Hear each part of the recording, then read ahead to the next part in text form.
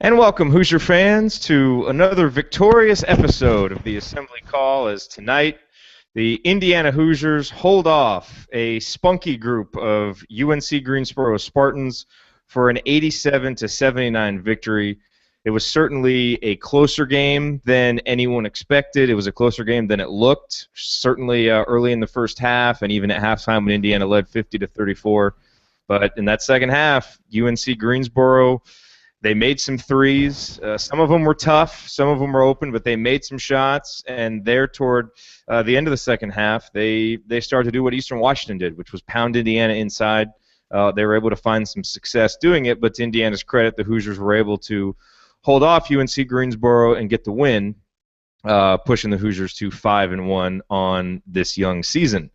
Thank you for joining us tonight on this episode of the Assembly Call. We want to wish everybody a happy Thanksgiving. Hopefully you had a wonderful day yesterday and are enjoying some time with family. It will be me and Ryan tonight. Andy was actually at the game, so he will be sending in some thoughts probably sometime tomorrow. We'll get those out to everybody. But we're here to talk about the game tonight. And also, before we get into our banner moment and Ryan's rant, I do want to let you know real quick that the official IU store is having a Black Friday sale today. It's 15% off orders of $75 or more. So certainly you can, if you go to assemblycall.com/sale, you'll be able to get in that. Ryan, I'm going to mute you for just a second. You'll be able to get in that, so take advantage. I don't know how long it'll be. But open that up in another window and listen to us in this window and then come back once you're done ordering. Okay, so let's start talking about this game, which, again, was much closer than any of us expected. And I know that, I haven't opened up Twitter yet, but I'm sure there's going to be a lot of frustrated tweets and people asking some questions. But let's start out with a positive. And for me, my banner moment tonight came actually late in the game. And there was a moment, there's about 2 minutes and 45 seconds left, and it was right around when UNC Greensboro cut the game to 7, and Josh Lewin, who was doing the play-by-play for the Big Ten Network, said, we're going to find out about these young Hoosiers now this last 2:45. And look, I know that no one expected the last 2:45 of this game to be telling much of anything. A lot of us hoped that was going to be some time for Jeremiah April to get in there, maybe for the end of the bench guys to get in there, and it looked like that for a while, but that's not what happened. And this Indiana team struggles on defense. Came back to get him. UNC Greensboro came back, and so it was a tight game there late. And so, in any of these tight games, you are going to find out a little bit about your young guys. And I thought we found out a little bit about Robert Johnson, because I thought in that time, with Indiana only up 7 and someone needing to step up and make a play, Robert Johnson stepped up and made a couple plays. He took a charge on one play, got a huge rebound on the next possession, or had a block also on the next possession. So on 2 straight possessions, he took a charge, got a block, and obviously Indiana was able to keep UNC Greensboro from scoring, get a few stops there, which they weren't able to do against Eastern Washington. And so while certainly there were some struggles there late, I thought at least Robert Johnson, as a freshman, showed some mettle. Defense is about effort and awareness and grit and toughness as much as it's about anything else. And so I know that Indiana is undersized and they have some physical deficiencies and limitations at certain positions, but that doesn't mean they can't play hard-nosed, tough defense and be active and make plays. And so while that was missing a lot in the second half, and I know we'll talk about it, I thought on those 2 possessions, Robert Johnson did what the rest of his teammates need to do, which is step up and make a play. And he did that, and I think those 2 possessions helped Indiana hold off UNC Greensboro when there was some real momentum building there for the Spartans to possibly try and pull off, kind of get themselves legitimately close to an upset. But anyway, that is my banner moment for tonight, because I think it's nice to see a young guy like that step up and lead by example, and I thought Robert Johnson did that. So we'll break down the rest of this game. Let's go over now to Ryan and get his rant. And there was a lot to rant about tonight, and so as soon as I can get him unmuted here, we will get his thoughts on tonight's IU game. All right, go ahead, Ryan. Yeah, defense is what I'm going to rant about tonight. I mean, this is a team that I thought in the first half the first 10 minutes, I thought Indiana played great defense and was rallying to the ball, closing out, not letting too many drives go in, making UNC Greensboro, who's a team that's not supposed to be a good 3-point shooting team, kick the ball out, keep it out of the interior. As the first half went on, they started hitting some threes, and you could see the confidence start to get there for Greensboro. And then the second half, they were just lights out. I mean, from everywhere on the floor, they were hitting everything. They wound up hitting 14 three-pointers in 23 attempts, which is 60.9%. I mean, that is absurd.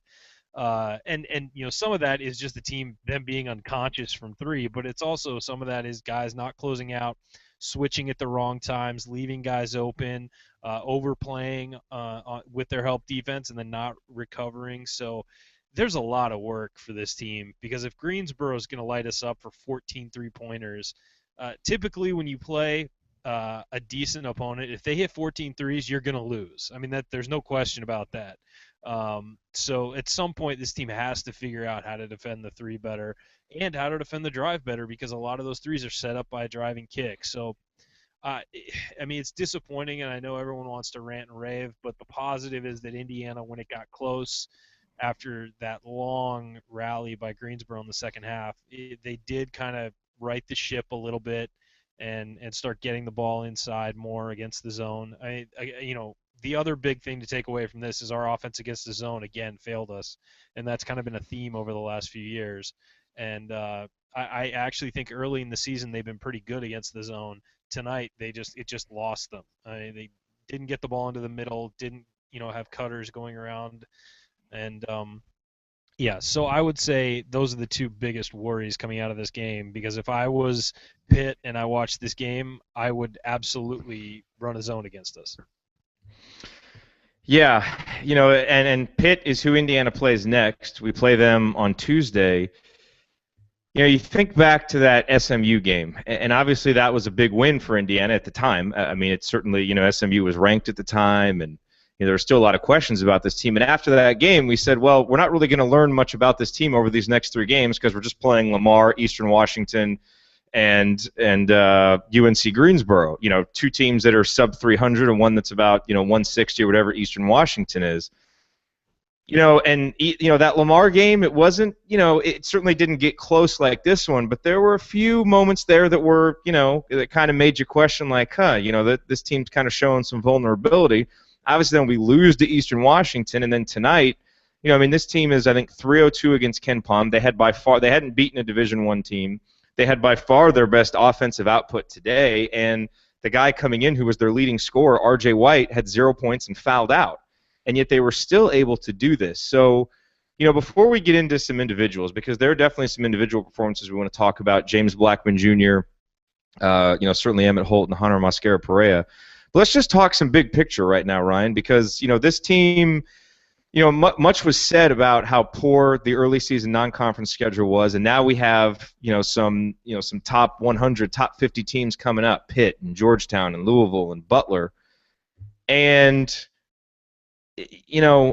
where are we going into these games? Because we know we can score, but I mean, if Eastern Washington is doing this to us, and if UNC Greensboro is doing this to us at home, I mean, legitimately, what are you expecting now when a team like Pitt comes in? Because I mean, how are we going to stop them if we can't stop teams that have offensive efficiencies in the 300s and their best players not even scoring? I really don't know what to expect. This could be a team that plays up or down to its competition. We don't know yet because we've only gotten one quality, what I would say was quality opponent so far. That Eastern Washington team isn't bad. They're just not, up to the competition we're going to be facing this year. And it just seems like everybody's having their best offensive night against us. Now, will that happen, or does the team step up when it plays better competition? Does it just – I mean, we got out to a huge lead tonight. Did they just relax, or is this a learning process of trying to figure it out and, that they can't relax when they're playing these teams? I don't know, and we won't know until probably we're going to find out a lot at the Pitt game. I mean, if they get completely blown off the floor, Pitt's not great, but they're not terrible, and it's a legit Division I team. If you get blown off the floor against Pitt, I think it's going to be a long Big Ten season. I think we can pretty much bet on that. If they beat Pitt, or if they show better defense against Pitt. Maybe this is a team that just is inexperienced and is playing down to its competition. At this point, I don't know, because in the first half, a lot of things were looking great tonight. The first Mhm. 10 minutes, Indiana was blowing the team off the floor and doing exactly what they should have done, and then it just kind of all slowly faded away. So I Well, and really letting don't know. Well, and letting some credence to your theory, Chronic Hoosier points this out on Twitter that after we held SMU to 68 points, and clearly, I mean SMU even without Moutier and Kennedy, still the better of these four teams, and we held them to 68 points, and that was the best atmosphere. That was certainly the most energy we've seen from the team. And then Lamar scored 72, Eastern Washington 88, and UNC Greensboro 79. So perhaps that is, some. I guess if you want to take some solace from this, that perhaps this is a young team that plays down to its competition some and that relaxed, because you're right. I thought Indiana did play pretty well. In the first half, what I liked is that, we led 11-6 early, then 18-11, then 29-16. So we continue to push that lead out.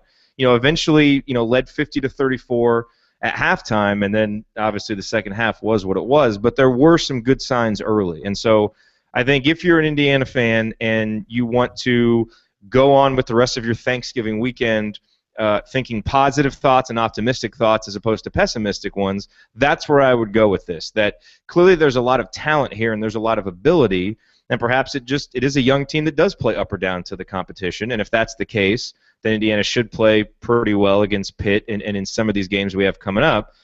But we're not going to know until until we see them play. I think what we were all hoping was that through these three games, they would be the kind of games that you're winning by 20, 30 points, and you're getting some of the bench guys a lot of minutes. They're late. They're not close.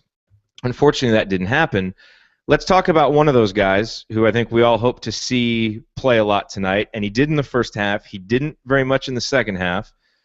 Let's see if we can perhaps speculate why. And I'm talking about Emmett Holt. He came in. Crean said even before the game that he wanted to get Emmett more time. Said that he just that Eastern Washington game was too fast for him, and he wanted to get him some time tonight, and he did. And in the first half, I thought Emmett did some good things. He had 5 boards, 4 of them were offensive. He had a couple blocks.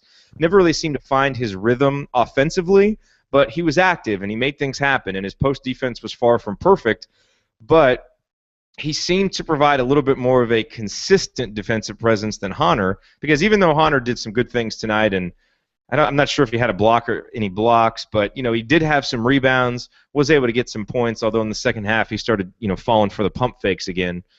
I thought Emmett played pretty well, and I would have liked to see him more in the second half, especially late where you've got Nick Zeisloff defending in the post, and I mean that he fights as hard as he can and tries his damnedest to play tough post defense.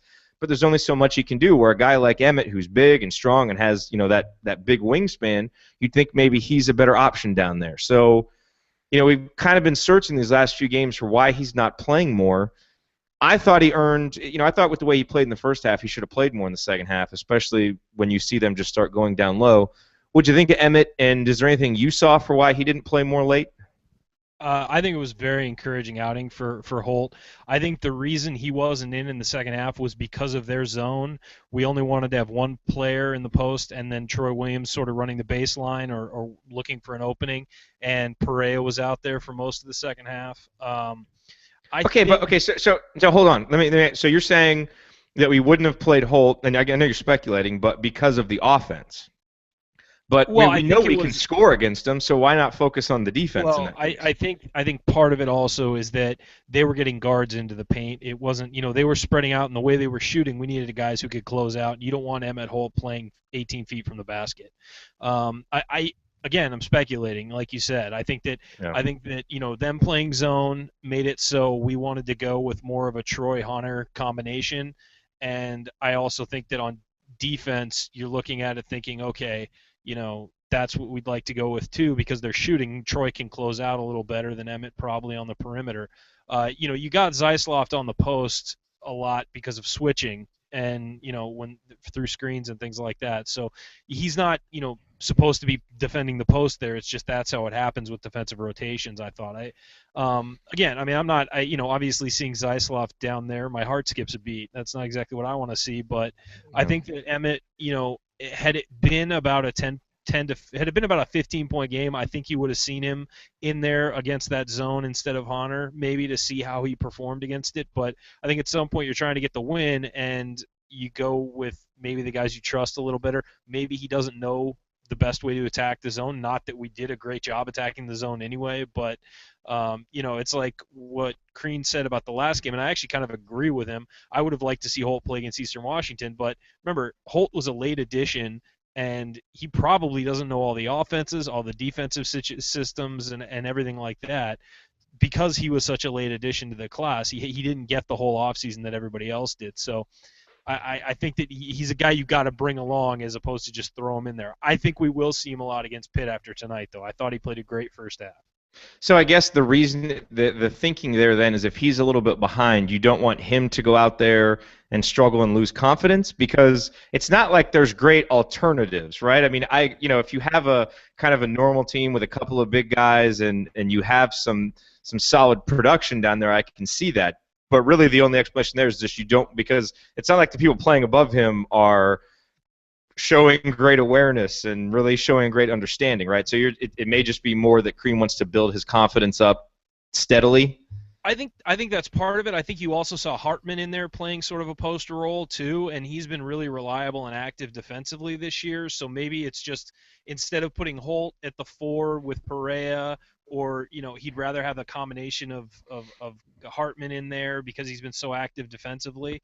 I think it's just a combination of a bunch of factors, and it could also be that just in the flow of the game with what we were trying to do to attack him, he didn't fit yet. And look, we don't know. We're not in that locker room, but I have a feeling Holt is going to get more and more playing time as the season goes on. Tonight was by far his most extended look, and I thought he looked great.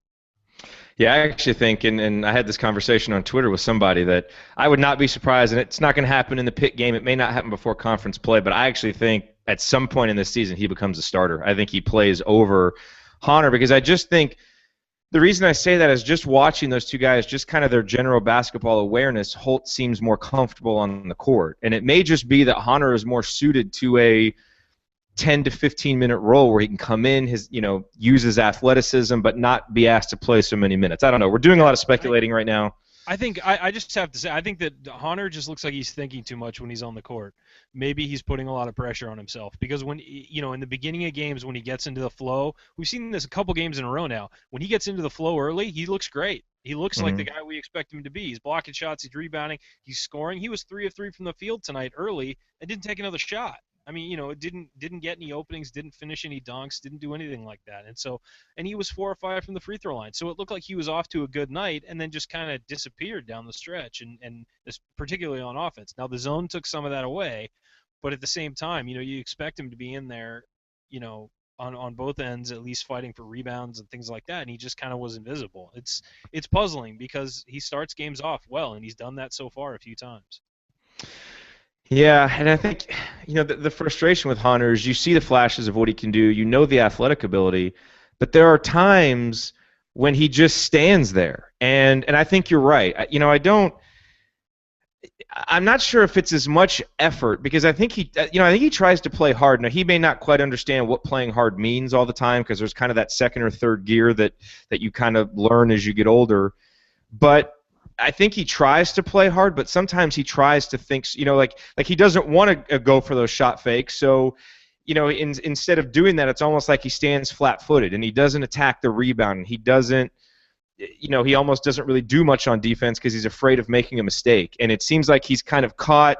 He can't find that happy medium, between being overly aggressive and almost hurdling a guy going for a block shot, and then trying just, and on the other hand, being almost so afraid to make a mistake that he doesn't do anything. And when you see him find that sweet spot, which which he has early in some games, he's really productive. And it almost seems like as the game goes on, he gets more and more afraid of making a mistake. And I know Zach Osterman tweeted out at one point, after Hunter fell for one of those pump fakes, that Crean yanked him right away and was chewing him out on the sidelines.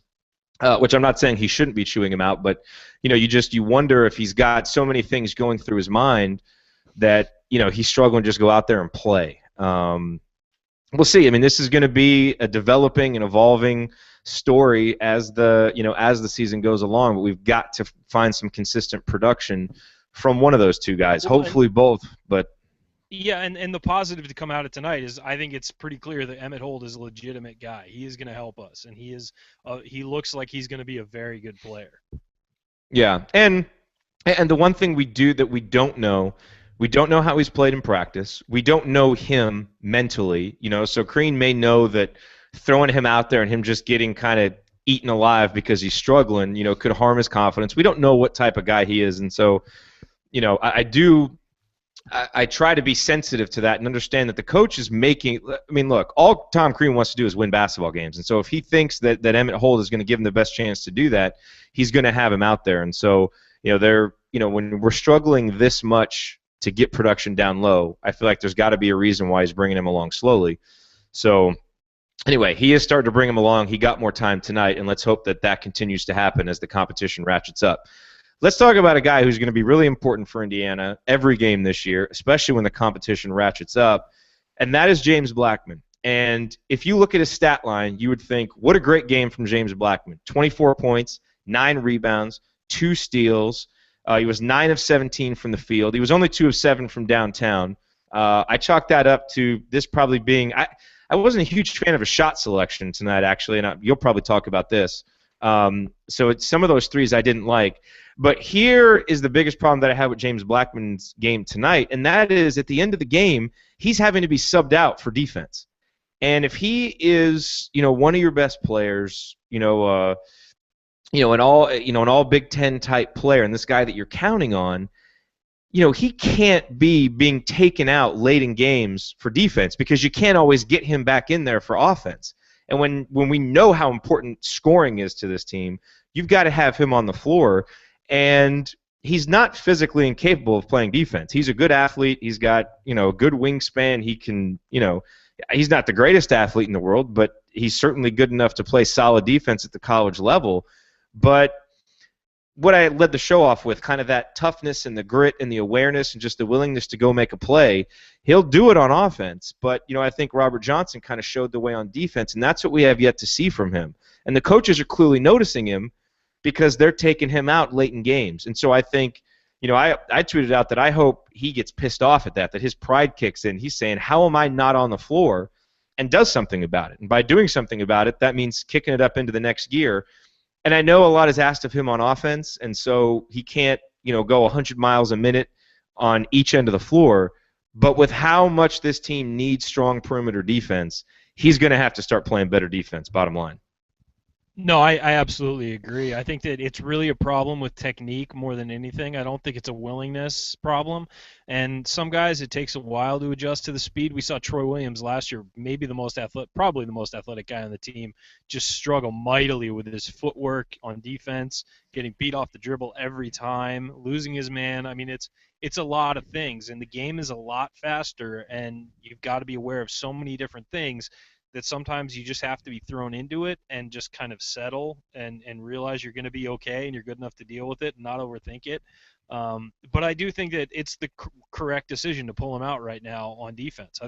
Just watching, Stan Robinson is much better defensively right now. I think I'd rather have Colin Hartman in there as well. And there are a couple of guys that just seem to have, better footwork, seem to be able to cut off the drives better and everything. And I think that the problem with James right now is he's trying to make too many plays. He'll jump out on guys a little too far sometimes and screw his ability to block a driving lane.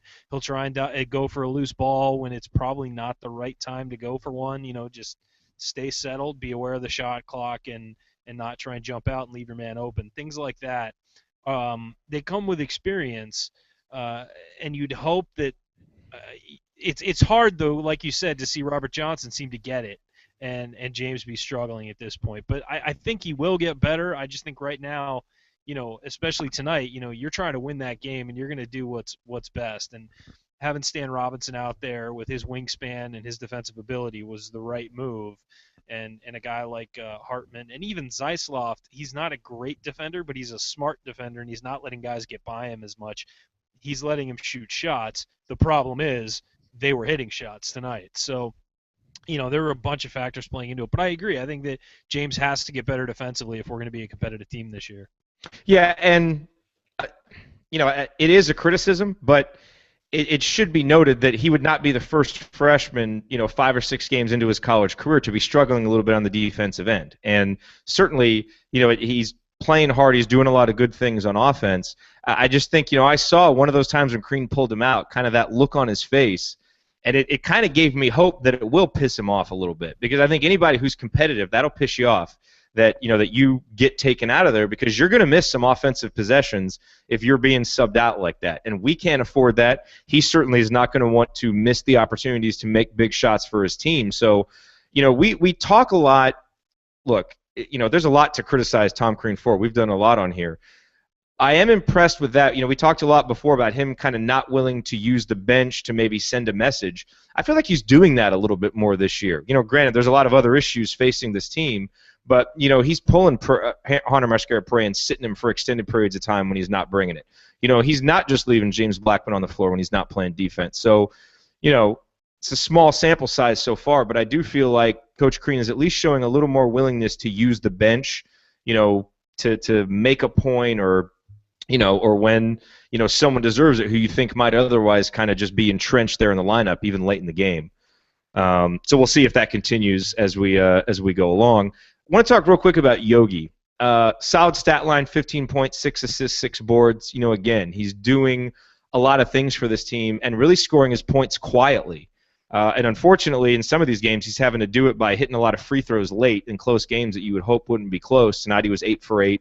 But look, your leader, or he was 8 for 9. You need your leader stepping up and making free throws like that late in games like this, and he did. My concern is the 4 turnovers. And, again, some of them were of the kind of head-slapping variety, like, what are you doing? And, I think when turnovers, again, it's such a focus for this team, I feel like he's got to lead by example in that category. And, so for a lot of the good things that he did, and I thought defensively he did some good things too. I know at one point when Paulus was just unconscious, they threw Yogi on him kind of like he was Stauskas from Michigan, and Yogi played some decent defense on him there for a couple possessions and slowed him down. So a solid night from Yogi, and I think that's what we've come to expect from him. But those turnovers, I really feel like we need him leading a little bit better by example with the turnovers. Yeah, and he drove into the zone a few times and lost the ball in the second half, where he was trying to just make something happen, and it was kind of disappointing because that's the kind of thing you do when you're a freshman, not when you're a junior. But I get that he was trying to make something happen. One time he did drive and got fouled really hard and lost the ball, so one of those turnovers, should have been a foul. But that's going to happen, especially in Big Ten play. We know the Big Ten refs aren't exactly the best in the world. So, yeah, I thought it was a very quiet game for him. He wasn't getting to the rim much. They did a good job of rim protecting, particularly in the second half with the zone. And, just our lack of an offensive post threat made it so they could attack drivers. He made some great passes, though, specifically to Troy Williams a few times. And he had the right idea against the zone, which is attack it at the free throw line or a little bit below, catch the ball, and then look to your post guy.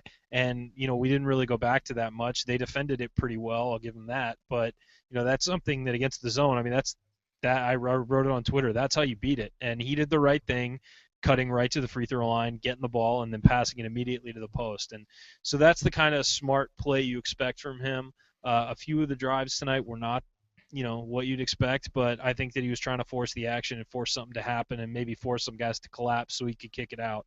All in all, a solid night. You'd like to, as Big Ten play ratchets up, you'd like to see him, hitting more of his shots, turn the ball over less, and having the same rebound and assist numbers. A couple of bright spots tonight I thought were Colin Hartman and Nick Zeisloft off the bench. Colin, I thought, continues to do Colin Hartman things. Like we struggled so much last year to know what to expect from guys game to game. And I think that can make it very difficult for a coach when you don't know what to expect. Right now, I think we all know what to expect from Colin Hartman. He's going to play between 14 to 18 minutes. He's going to get in there and he's going to put up 5 to 7 points. He's going to grab you some rebounds, especially on the offensive end. He's going to look slow on defense and get abused sometimes, but he's going to fight and he's going to scrap, and, he's not just going to let someone kind of drive in there untouched. He's going to make someone work for it. And, he did have that one kind of awkward possession where he wasn't sure if he was going to go up for a Troy Williams-style dunk or if he was just going to pull up for a little floater. I think you tweeted, "Don't ever do that again." But I thought a solid effort from him, and same with Nick Zeisloft. He was 1 of 4 from downtown, so not the greatest of shooting nights for him. But again, he was asked to play some really tough defense and tried as much as he could, but also, only had the 1 turnover. I thought, even had the 1 play where he dribbled in and kicked it out to Colin Hartman for the 3-pointer, so did a better job there of not turning it over when he's, penetrating and trying to make something happen. So I thought, those 2 guys, and Stan Robinson also, like you said, he played some nice defense there late. Didn't do. I mean, he did Stan Robinson things, which is over about a 4 or 5 possession span. He had about 100% usage rate, which is going to happen because he just kind of takes the ball and just goes with it sometimes. But still, I thought he played solid. So I thought overall the contributions from those 3 bench guys contributed much more to Indiana winning tonight than they did losing. Yeah, Hartman. He's. How there's always an older, mid-30s major league pitcher, and guys just refer to him as a battler. He's a battler. He just is. He doesn't have much on his fastball. His curveball hangs every 3rd pitch, but he's out there and he's fighting, and he'll give you 8 innings if you need him to. And he's like Mark Burley. Pretty much, yeah. And and he'll block a shot. He'll just do these things out of nowhere. But he's always engaged, always around the ball, always playing. He's a full-effort guy, and it's so funny because if you looked at him just sitting on a court, you'd be like, okay, that's not an all-effort guy. It's just not. He doesn't look like. He's not built like one. Your all-effort guys look like Victor Oladipo, or Jordy Hulls. He's this big kind of 6'6" guy who's just kind of lumbering, but he's been very good this year. He's been our most consistent player, I think, and.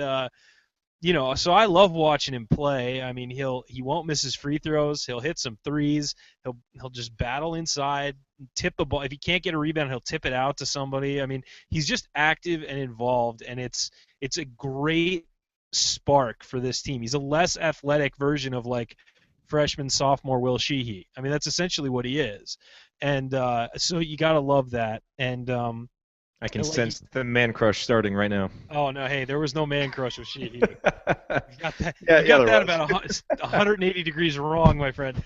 No, but and then Zeisloft, I agree. Zeisloft is not a super athletic, physically talented guy who's going to be a shutdown defender, but I thought he battled tonight and did as well as he could and was in there and was cutting off driving lanes. And again, I'm sure the scouting report told Indiana, let these guys shoot threes rather than drive on you, because they were not a good three-point shooting team coming in. Of course, being Indiana, they shot 60.9% from 3 on us.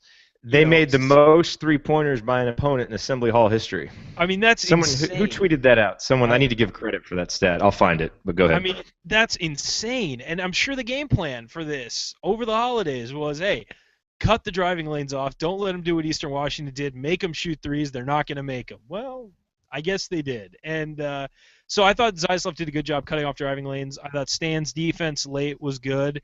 I agree. Offensively, he's a mixed bag. So it was nice to see him make a right-handed free throw, though. Hopefully that leads to better things. He made a right-handed jump shot. Like, he made a jumper out there. No, it was the jump shot. I'm nice. sorry. Yeah, it was the jump shot that got my dad and I out of our seats. Kind of like, is that the first one all year? Yeah, it was. I think he was 1 of 12 from the field before that shot. And here's the thing about these 3 guys. I thought they all played very well, and they filled the roles that they should have tonight. On any good team, you have guys who fill roles. So, because Colin Hartman played really well tonight in his 16 minutes, I don't think he should be playing 30.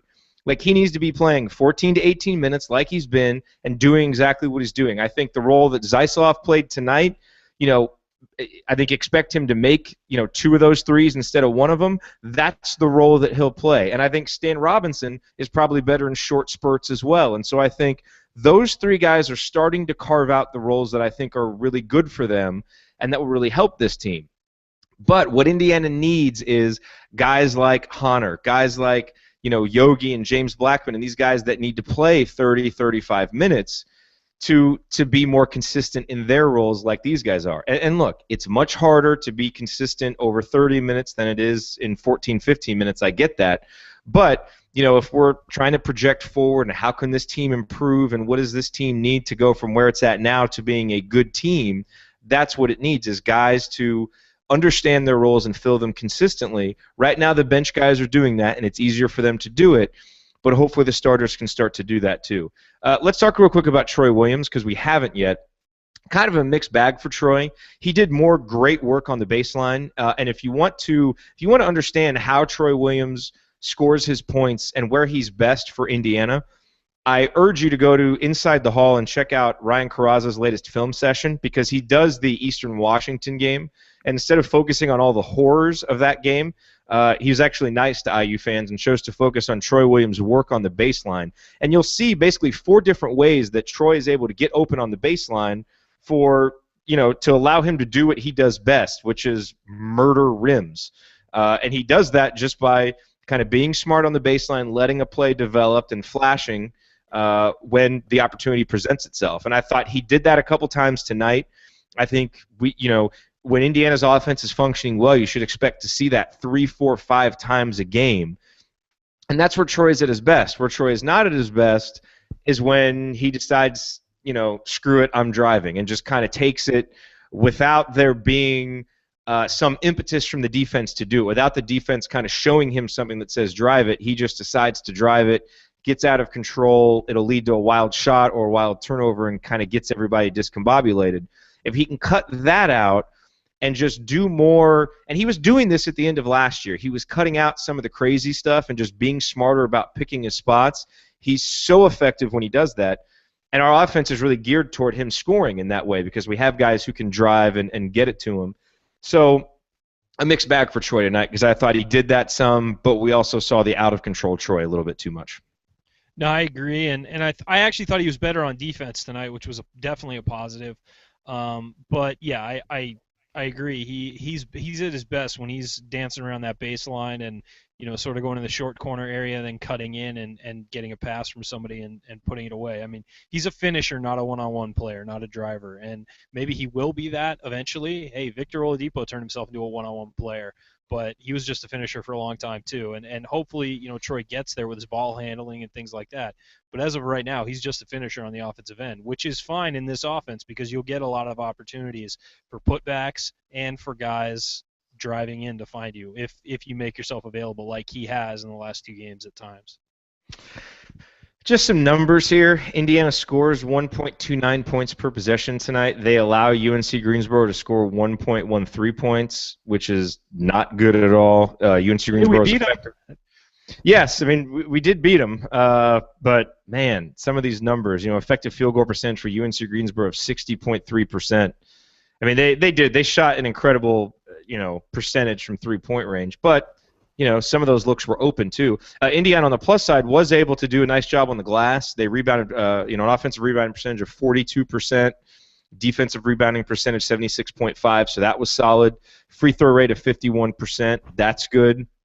So, there were some positive numbers, but good Lord, you would expect that when you have a team ranked 50th in Ken Palm going against a team ranked 302nd. Honestly, I have to say real quick, reading the scouting report coming in, I didn't think UNC Greensboro could make 14 of 23 threes in an empty gym. I don't know how they did it in this game. I'm astonished by that. I really am. Well, that one guy looked good, but Paulus? Yeah. He was out there. His shot looked nice. He hit 6 of 8, and Clay Bird was 6 of 11. I mean, it was just ridiculous. It really was ridiculous at one point. It was just they just catch it and shoot. I mean, they're shooting from 25 feet, just in rhythm, knocking them down. It was not what I expected from this game whatsoever. Yeah, and just a few quotes here real quick from Coach Crean as they start to trickle out from our friends in the IU media. This is from Jeff Rabjohns quoting Tom Crean. One thing to want to play defense. We got something crazy going on there on Ryan's line. I'm going to mute you real quick, Ryan. Tom Crean's one thing to want to play defense. It's another to be in a spot to take things away. Crean says, I have high expectations. They're really working hard. Their hearts are in the right place. Mind has got to get in an even clearer place. So he starts to harp on that now, talking about just the awareness and the focus that you need to play defense. And right now, it's not there. The communication's not there. And we've heard that, actually. We heard that a lot from guys talking about the the Eastern Washington game that the communication wasn't there. The communication on switches and that kind of thing. All right, I'm gonna go back to you, Ryan, but I'm getting some feedback on your line. Let's try it one more time. Let's see if we got you. Are you there? Is that better? Okay, sound much better now. Okay. Uh, yeah, I mean it's puzzling. These guys, there's clearly effort there. It's just not effort put in the right direction. It feels like, and they're working hard and they're running around and they're doing what they're supposed to do, but they're just not getting anything done. I mean, doing what they're Here's the supposed to do from an effort standpoint. I mean. Yeah, and there's another level of toughness this team doesn't seem to understand on defense. And part of that is understandable because you do have, you can't expect James Blackman and Robert Johnson to understand the toughness level it takes to play defense at a Division I level. They should be about where they are, struggling a little bit and showing it in spurts. They need the older guys to be showing it to them. And I think that's where Yogi, I think Yogi does that, to a large extent, but I think, a more consistent example and just more teamwork on the defensive end. I think communication will help with that, to make it more of a unit playing defense as opposed to 5 individuals out there running around. That's the best defenses function as a unit and kind of move in unison together almost. And this team obviously doesn't have that chemistry yet. We'll see if they get it. Let's look ahead real quick to Pittsburgh. We don't have Andy here to provide his typical scouting report. But we can throw a few numbers out here on Pittsburgh. They are right now the 39th ranked team in Ken Palm, one spot ahead of Purdue in Ken Palm, as Purdue has played pretty well recently and they moved up. But Pittsburgh is 4-2. Their 2 losses, they lost 74-70 to Hawaii. San Diego State beat them on Tuesday, 74-57.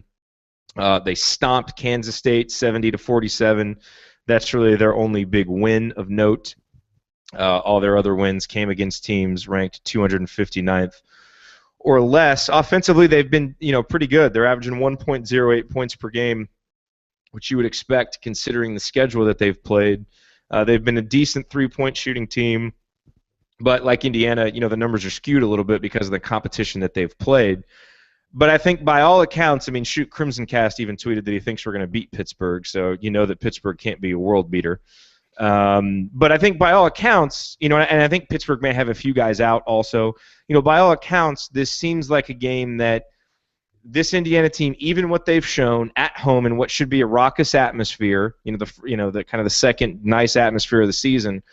This is a game that people think Indiana can win and that they should win. And so I know it's kind of hard to say after these last 2 performances, hey, now go into a game against an ACC team with confidence.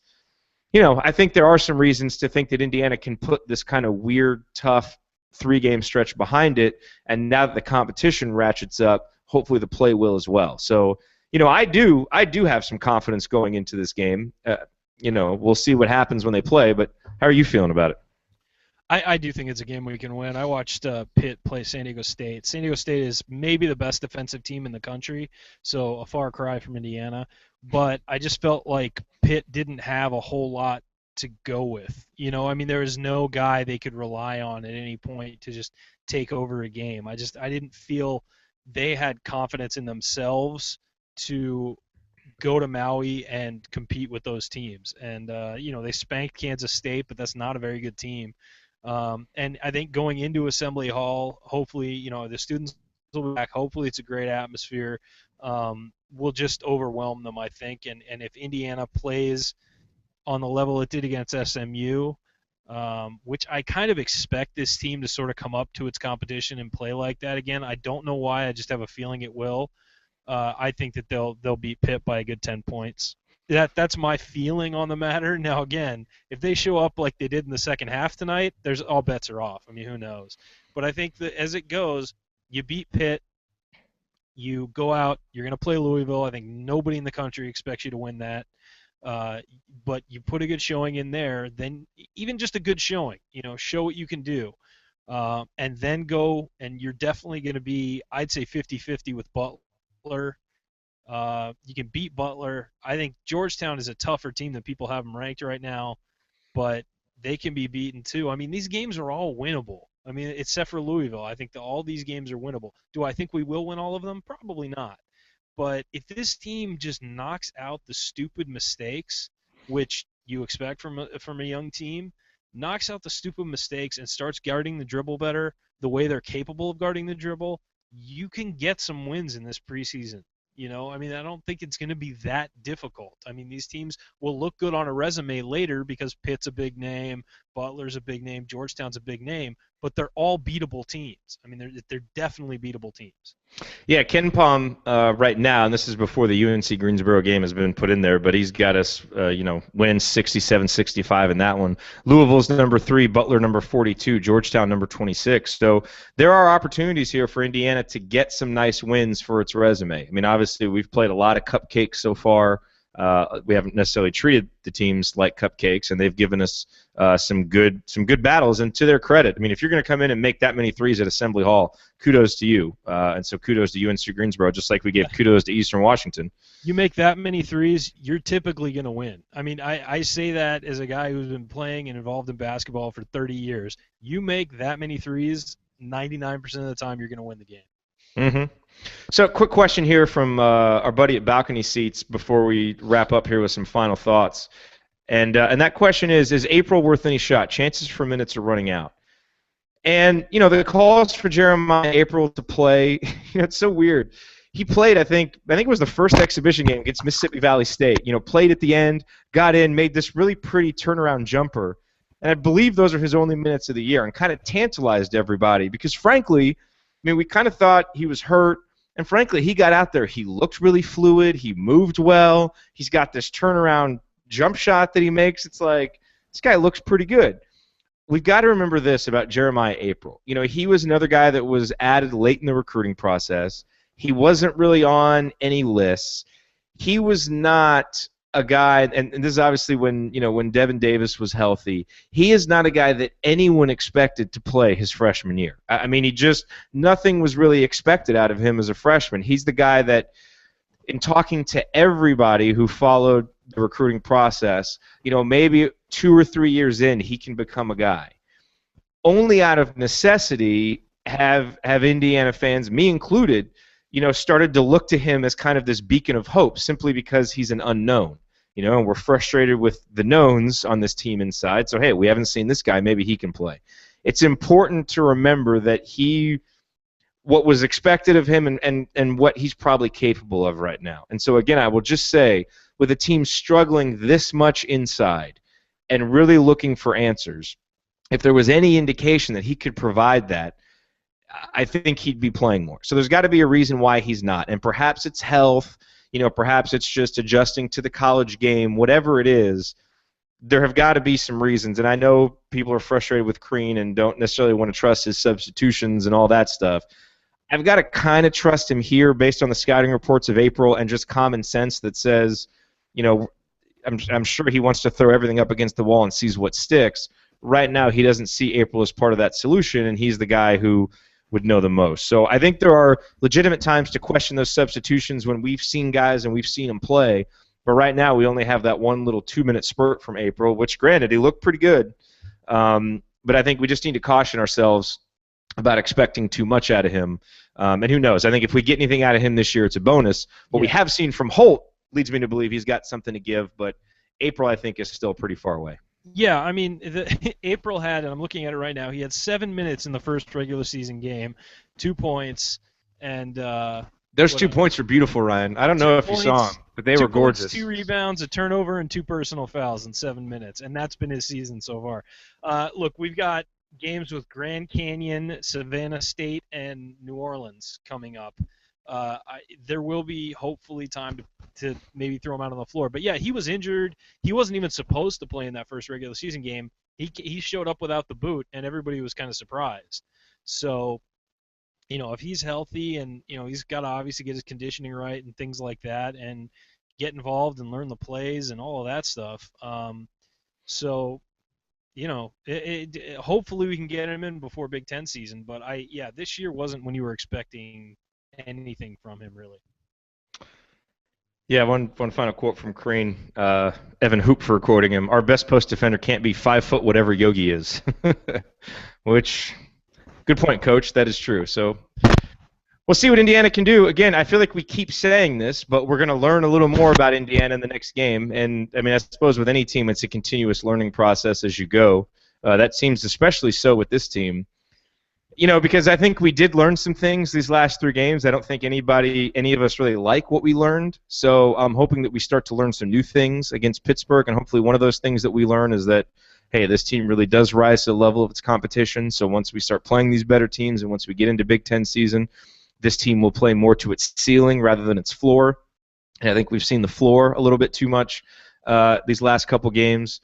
But anyway, I mean, you know, we got out of this 3-game stretch. We were all expecting it to be 3-0. Indiana only goes 2-1. You can't call it anything but disappointing. The only possible good that can come from it is that the problems have been so, I mean, just highlighted with such a bright spotlight that the guys have no choice but to take notice and really focus on these areas where they're struggling, that their pride kicks in and they just say, you know, we can't keep letting teams score like this. So if there's going to be a positive from it, that's what it will be. And we'll see, you know, because clearly the competition is going to ratchet up. So we're going to find out everything we ever want to know about this team at that point. Yeah. Ryan, I will go over to you.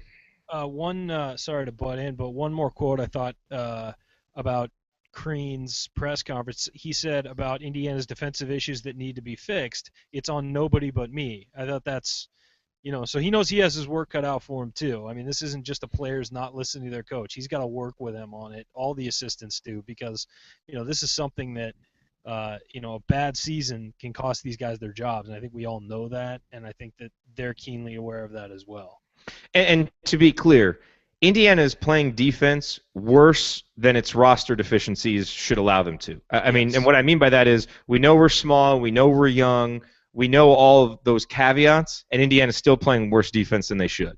And I think perhaps that's what he's kind of alluding to there. Anyway, some final thoughts on Thanksgiving weekend for you, Ryan. You know, it's such a mixed bag. I mean, my dad turned to me in the first half, who's become like the biggest Indiana fan in the world now that I went there. He turned to me halfway through the first half and just said, Ryan, these guys could be really good next year, like really good. And I was thinking, I just hope we get to next year. You know, I mean, it's welcome like, to the last 5 years of Indiana basketball. I know. And so it's one of those things where they're missing some things they need to get now. I mean, they clearly need to find a post presence somewhere, and that may not happen this year. But these guys should be able to shut down teams like this, and they should be able to stop the dribble and close out to threes and basic basketball things. So hopefully we start to see them, as you said earlier very eloquently, that they come together and play team defense the way it's supposed to be played. It's not a one-on-one game. It's everybody helping everybody and pitching in, and you know, you're only as strong as your weakest defender. And if that's James Blackman on the perimeter, he's got to get better. If that's, you know, the Zeisloft, he's got to get better, because other teams will just focus and go right at those guys. So they just have to get better defensively. There's no question about it. That is the issue with this team. Yep, and I'm glad you pointed out that quote from Tom Crean, because I think certainly before the season, me especially was criticizing Coach Crean for his unwillingness sometimes to kind of step up and provide that accountability. And so I think it's nice to see him say that, because it's a total team thing. I mean, when you have a team playing defense this badly, it's not one player, it's not just a roster problem, it's top to bottom. There is just some kind of hole in what's happening, from what the coach is teaching to what the players are getting and to what they're doing out there on the court. And so this team can score. We know it. They've shown it. And even though there are freshmen who will lead us in scoring, you know, who will be some of our scoring leaders, you know, and occasionally our turnovers will probably jump up and bite us in the butt. I think on a game-to-game basis, we'll be scoring some points. That won't be the problem. Everything about this team's future will be dictated on the defensive end. And unfortunately, the last 2 games, that has dictated a shocking loss and a near just unconscionable defeat today. I mean, that's what it would have been. And granted, the game never got within 7 points in the second half, but there wasn't one person watching who wasn't having flashbacks to the Eastern Washington game, seeing UNC Greensboro, you know, get some easy looks, make them start to believe in themselves. And that's the next thing that that I want to bring up, because this team needs to develop its defensive identity, because that's what will allow it to have a killer instinct.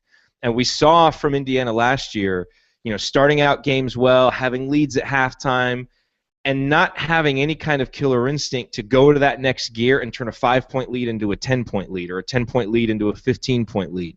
And you let teams hang around. We remember the Penn State collapse and just some of the horrible collapses where Indiana would play really well for 30 minutes, and then you can't beat a team. But the killer instinct comes out on the defensive end of the floor. And that's where, when you string together 3, 4, 5 stops, and then with Indiana's offense, they'll be able to score and put teams away, but they've got to be able to play that defense. And so, I think that a lot of the answers that we're getting to some of the questions that we've had, we don't really like, and clearly the coaches don't like them and the players don't like them. And so I think now we've got to look forward, with some hopeful eyes, and with optimism in our hearts, and hope that starting with this Pittsburgh game, this team shows us that they do play up to their competition, and that obviously Assembly Hall can help them rise to the occasion in big games, and this team can start to fulfill its potential, because its potential is a lot more than what we've seen these last 2 games. But unfortunately, the reality is these last 2 games. So this team needs to grow. It needs to grow quickly, and it needs to grow on the defensive end. And if it does, bright days are ahead for this program. And if it doesn't, well, we don't need to think about that right now, because it's Thanksgiving weekend, and we all want to be happy. And so with that said, we'll close it out. And I just want to thank everybody for watching tonight. Thank you for being part of the Assembly Call audience. And Ryan, thank you for being here. And Andy was at the game, so he wasn't able to join us, but he will be back for our next one. And that's it. Thanks, everybody, for watching, and we will talk to you after the Pittsburgh game. Have a good night and a good weekend, everybody.